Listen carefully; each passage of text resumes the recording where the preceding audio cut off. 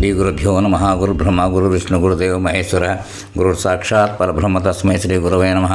సదాశివసమారంభం వ్యాసశంకర మధ్యమం అస్మదాచార్య పర్యంతం వందే గురు పరంపరాం. శ్రీ గురుభ్యో నమః. గణాధిపతి నమ నారాయణం నమస్కృత్య నరంజీవ నరోత్తం దేవీం సరస్వతీం సతో జయముదీరయేత్. అపార కరుణాసింధం జ్ఞానం శాంతరూపం శ్రీ చంద్రశేఖర గురు ప్రణామం. శ్రీ గురుభ్యో నమః. మహాగణాధిపతి నమః. ఈరోజు నాకు మనసులో ఎప్పటి నుంచో ఉంది, సత్యం వద ధర్మం చేర అని మా నాన్నగారు కూడా చెప్తుంటేవారు. అందరూ చెప్పేది అదే మన మాటకి. దాని గురించి నేను కొంచెం ఒక చిన్న కథ కూడా ఉంది కాబట్టి దాన్ని కూడా చెప్తానని చెప్పి అనుకున్నాను. అది సత్యమేవ జయతే, అది అసలు మామూలుగా సంస్కృతిలో పోదనమాట. అది ఫ్రేజ్. అది దాని అర్థం ఏంటంటే truth alone triumphs or truth alone prevails. Serving as India's national motto inscribed below the national emblem. అంటే it originates from the ancient Hindu scriptures. The Mundakopanishad అంటే మాండకోపనిషత్తు నుంచి పట్ల ఉపనిషత్తుల్లో emphasising that truth, righteousness and integrity ultimately win over falsehood and illusion forming the bedrock of national values. ఇదనమాట key aspects. ఏంటంటే మాండోపనిషత్తులు తీసుకున్నది అది మాట మీనింగు. సత్యం అంటే ట్రూత్, ఏవా ఎలోన్ ఓన్లీ, జయతే triumphs, wins, prevails. Significance. It is a powerful reminder that honesty and adherence to the truth lead to ultimate freedom and source success, a core principle for the Indian nation. అది మనం ఈ రకంగా దీన్ని గుర్తుపెట్టుకుని దానికి మనకి సాహిత్యాలు ఎన్నెన్నో వచ్చాయి, మనకి ఎన్నెన్నో కథలు ఉన్నాయి. దాంట్లో కూడా ఇవి నేను పర్టికులర్లీ ఈ మధ్య చదువుతున్న మార్కండేయ పురాణం చదువుతుంటే దాంట్లో ఈ సత్యహరిశ్చంద్ర కథ చెప్పారండి. ఎంత బాగుందో. చిన్నతనంలో మేము సత్యహరిశ్చంద్ర నాటకాలు కూడా వినేవాళ్ళం. హరిశ్చంద్ర గొప్పతనం నిజంగా ఆ మహానుభావుని తలుచుకుంటేనే చాలు మనకెంతో ఒళ్ళు పులకరించిపోతుంది. వాళ్ళందరూ కూడా ఇక్ష్వాకు వంశరాజులో అందులో శ్రీరామచంద్రుడు పితృవాక్య పరిపాలన అయితే సత్యహరిశ్చంద్రుడు సత్యవాక్య పరిపాలన వాళ్ళకి అలా పేరు నిలిచిపోయి చిరస్థాయిగాను. బలిచక్రవర్తి వీళ్ళందరూ కూడా ఒక్క మాట సత్యం కోసమే వాళ్ళందరూ తప్పించిపోయారు. మనం ఆ జాతిలో ఉన్నవాళ్ళం. హిందూ మతం ఇక్కడ మంది, పైగా హిందూ దేశం అంటేనే అది పర్టికులర్లీ పుణ్యభూమి. దీనికి బద్రికా నివాసి బద్రీ క్షేత్రంలో నారాయణ మనకి ఆ దేవత అన్నమాట. అందుకోసం అది చేయాలి. త్వమేవ మాతా చ పితా త్వమేవ, త్వమేవ బంధుశ్చ సఖా త్వమేవ, త్వమేవ విద్యా ద్రవిణం త్వమేవ సర్వం మమ దేవదేవ. మార్కండేయ పురాణంలో ఆ చెప్తున్నప్పుడు ఏంటంటే జైమిని మార్కండేయ సంవాదంలో వపువుకి దుర్వాసుడు బోధన శాపమసుట సుకృష మునికుమార పక్షీయులను జన్మించడం కారణాలు, ధర్మపక్షులు జైమిని ప్రశ్నకు సమాధానం వచ్చడం. అదనమాట ఈ ధర్మపక్షులు రాజు హరిశ్చంద్రుని చరిత్ర చెప్తాయన్నమాట. అదేమిటో అక్కడి చెప్పు. ముందర స్టోరీ అంతా చెప్పాలంటే చాలా టైం పడుతుంది దానికి. అందుకు డైరెక్ట్గా ఇవాళ దీంట్లోకి వెళ్ళిపోదాం. సత్యహరిశ్చంద్ర కథ గురించి అలాగే చెప్దాం. అక్కడి నుంచి మనం చెప్పుకుంటూ వెళ్తే కొంచెం ఇదవుతుంది. రాజు హరిశ్చంద్ర చరిత్ర. పక్షులు చెప్తున్నాయి, పక్షులు పలికిన. ఇది పూర్వకాలపు విషయం. త్రేతాయుగమందు హరిశ్చంద్రుడు పేరుతో ఖ్యాతి వహించిన ఒక రాజర్షి ఉండేవాడు. అతడు మిగులు ధర్మాత్మై భూమండలమును పాలించుతుండను. గొప్ప కీర్తితుడు, అన్ని విధముల శ్రేష్ఠుడు. ఆయన రాజకాలం నందు ఎప్పుడు కరువు సంభవించలేదు.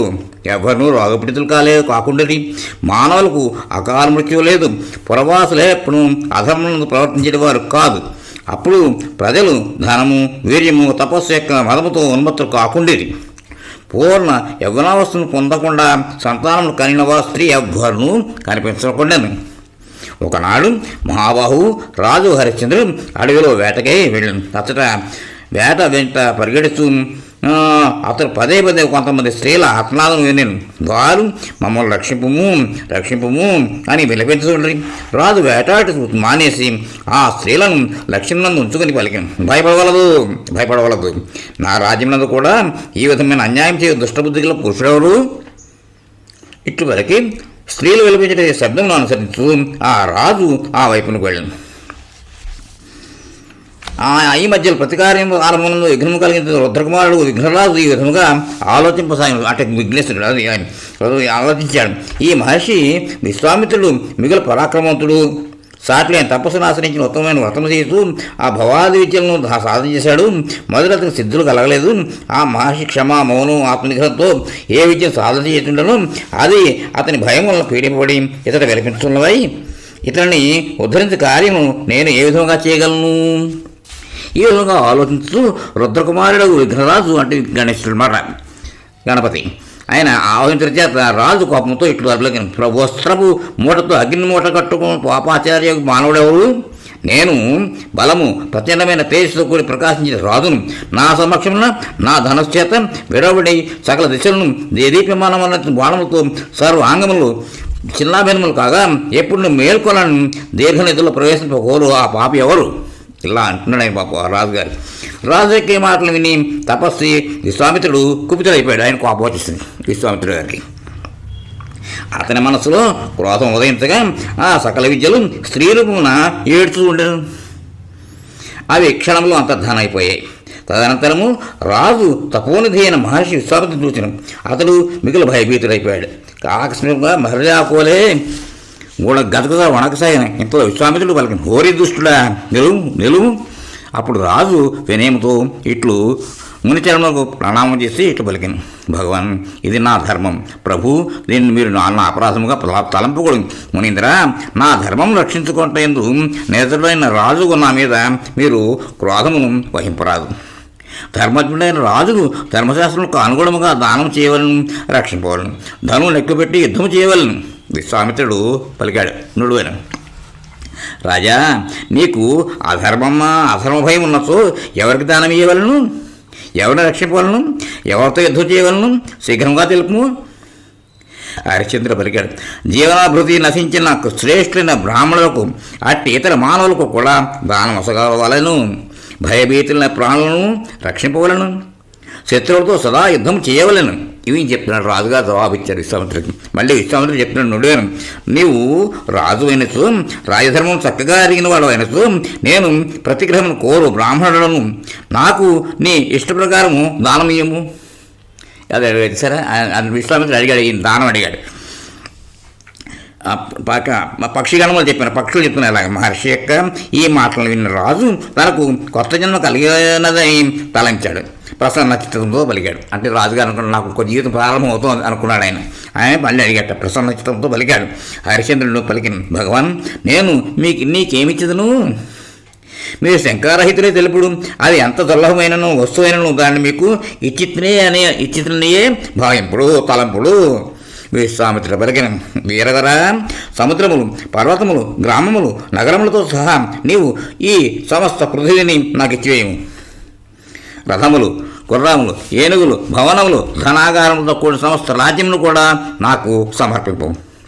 ఇదేగాక నీ వద్ద ఉన్నదానంతే నాకేము, కేవలము నీ భార్య, పుత్రులు, శరీరమును మాత్రమే నీ వద్ద ఉంచుకొను. నీ ధర్మమును కూడా నీ వెంట ఉంచుకొను. ఎందుకనగా అది సదా కర్త వద్దనే ఉండును. పరలోకమునికి వెళ్ళినను కూడా అది వెంట వెళ్ళును. ముని యొక్క ఈ మాటలని రాజు ప్రసన్న చిత్తంతో తథాస్తు అని పలికాను. చేతులు జోడించి అతని ఆజ్ఞ శిరసావహించను. ఆ సమయమున అతని ముఖమునందు శోకము కానీ చింతకు ఏ చిహ్నము లేకుండాను. రాజర్షి, నీవు నీ రాజ్యమును, పృథివిని, సైన్యము, ధనమును మొదలు సర్వస్వమును నాకు సమర్పించితివి. నేను తాపసిని, నేను రాజ్యమునందుండగా ఎవరి పాలనములను? హరిశ్చంద్రుడు నడివాను బ్రాహ్మణోత్తమా, నేను నీకు ఈ పృథివిని ఇచ్చినప్పుడే మీరు నాకును యజమానులేరు. అట్టి ఎడల మీరు ఈ పృథివికి రాజులవటలో విశేషం కలదు. విశ్వామిత్రుడు నడివాను రాజా, నీవు ఈ పృథివినంతా దానం చేసినట్లయితే నా ప్రభుత్వం ఎత్తటెత్తట కలదు అతడి నుండి తొలగిపోవాలని.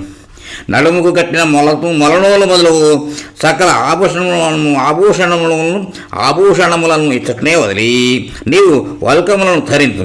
నీ భార్య పుత్రులతో కలిసి వెళ్ళిపోము. చాలా మంచిదని పలికి రాజుకు హరిశ్చంద్రుడు తన భార్యకు చంద్రమతి, పుత్రులకు రోహితాసుని వెంట నెడుకుని అతడి నుండి వెళ్ళిపోవటకు ఉద్యమించాను. అప్పుడు విశ్వామిత్రుడు అతడి పోటును ఆపి పలికిన నాకు రాజసూయపు యజ్ఞపు దక్షిణ ఇవ్వకుండానే ఎతడికి పోతున్నావు అని పలికాను. హరిశ్చంద్రుడు వచించాడు, భగవాన్, ఈ కంటకరహితమైన రాజ్యము నేను మీకు సమర్పించింది. ఇప్పుడు నా వద్ద 3 శరీరములే మిగిలి ఉన్నవి. విశ్వామిత్రుడు పలికిన, అయినప్పటికీ నీవు నాకు యజ్ఞపు దక్షిణను ఇవ్వవలసే ఉండును. విశేషముగా బ్రాహ్మణులు ఇచ్చేదని ప్రతిజ్ఞ చేసి ఇవ్వకూడనితో అట్టివాన్ని ప్రతిజ్ఞాభంగమును చేసిన దోషము నాశనము మరణించను. రాజా, రాయస్వ యజ్ఞమున బ్రాహ్మణులు సంతోషపడినట్లుగా దక్షిణ ఇవ్వగలను. నీవు ముందే దక్షిణ ఇచ్చేదనని ప్రతిజ్ఞ చేసి ఇచ్చేదనని చెప్పినతో తప్పక ఇవ్వలను. ఆతతాయిలతో యుద్ధం చేయగలను, ఆతర్జనులను రక్షించవలను. హరిశ్చంద్రుడు, భగవాన్, ఈ సమయమున నా వద్ద ఏమీను లేదు. సమయానుకూలముగా తప్పగా మీకు ఇచ్చేదను. విశ్వామిత్రుడు, రాజా, దీని కొరకు నేను ఎంతకాలం ఎదురు చూడవలను? శీఘ్రముగా తెలుపుము. హరిశ్చంద్రుడు వచించాను, బ్రహ్మర్షి, నేను 1 నెలలో మీ దక్షిణకు తగిన ధనము ఇచ్చేదను. ఇప్పుడు నా వద్ద ధనము లేదు. నేను వెళ్ళుటకు ఆజ్ఞ నిండు. విశ్వామిత్రుడు పలుకును, నృపశ్రేష్ఠ, వెళ్ళుము. నీవు నీ ధర్మమును పాలింపము, నీ మార్గము శుభకరమగుగాక. ఇక్కడితో ఈ ఎపిసోడ్కి విరామం ఇద్దాం. తర్వాత కంటిన్యూ చేద్దాం. స్వస్తి.